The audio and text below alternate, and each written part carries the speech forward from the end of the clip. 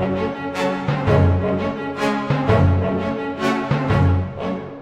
ំរាបសួរបងប្អូនជនរួមជាទីគោរពថ្ងៃនេះគឺជាថ្ងៃប្រហោះ13កើតខែមករាឆ្នាំមមីឆស័កពុទ្ធសករាជ2558ត្រូវនៅថ្ងៃទី4ខែធ្នូគ្រិស្តសករាជ2014នៅពេលនេះសូមអញ្ជើញបងប្អូនជនរួមជាតិតាមដានទស្សនាព័ត៌មានសង្ខេបនៅថ្ងៃនេះដូចតទៅ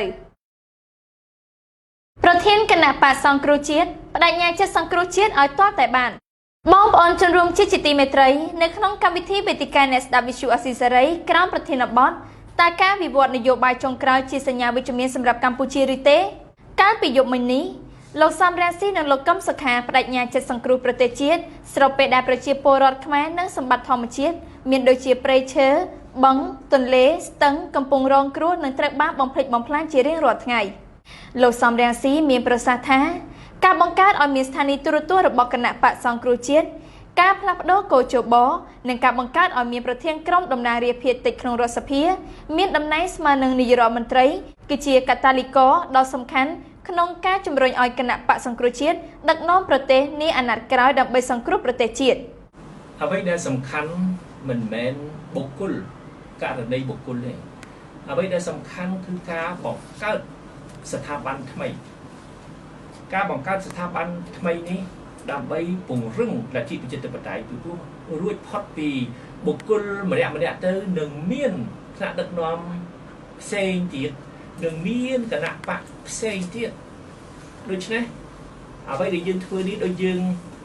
ត្រួសត្រាយផ្លូវអញ្ចឹងហើយផ្លូវនេះមិនមែនប្រើតែមនុស្សម្នាក់ដែលបើកផ្លូវនោះទេផ្លូវនោះគឺសម្រាប់អ្នកដែលមកក្រោយខ្មែរចំនួនក្រោយនឹងដើរតាមផ្លូវដែលយើងបានបើកហ្នឹងពីមុនដូចខ្ញុំនិយាយបាញ់មិញមិនដែលមានទេការទទួលស្គាល់គណៈបកប្រឆាំងមិនដែលមានការឲ្យគណៈបកប្រឆាំងមានទូរទស្សន៍មិនដែលមានកោជបដែលបោះឆ្នោត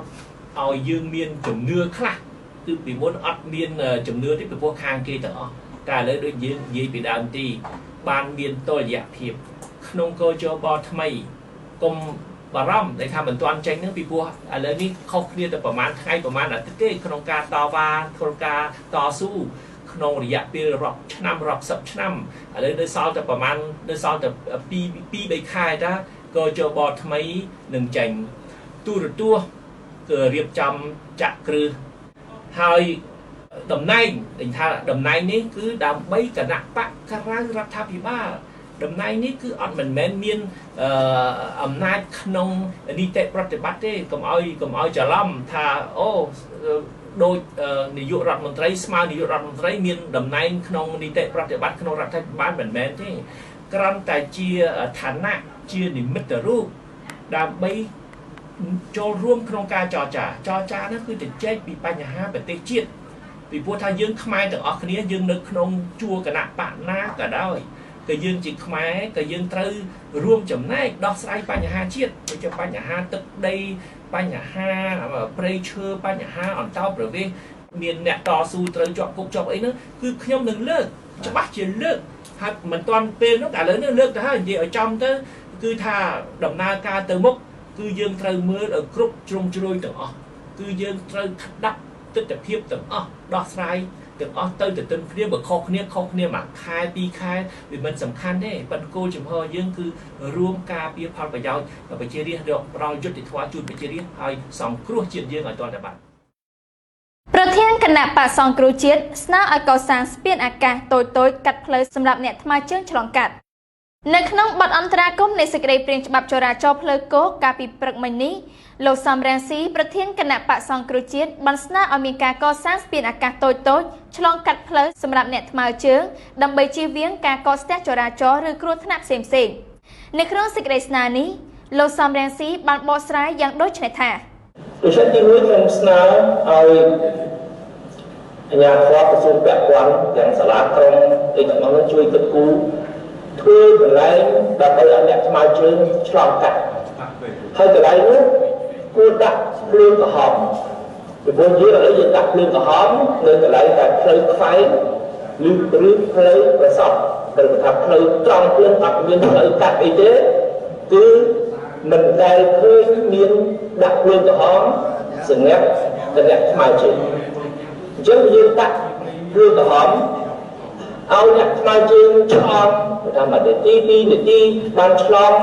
ម្ដងទៅវាមិនកកវាមិនកកតឹងហើយនេះជាការសម្រួលជាការគោរពសិទ្ធិអ្នកថ្មជើងពីពលឡានមិនងាយឈប់ដោយចិត្តឯងកន្លែងណាដែលអត់មាន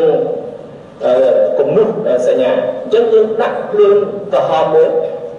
ដើម្បីឲ្យអ្នកថ្មជើងគ្នាឆ្លងកាត់បានយ៉ាងងាយ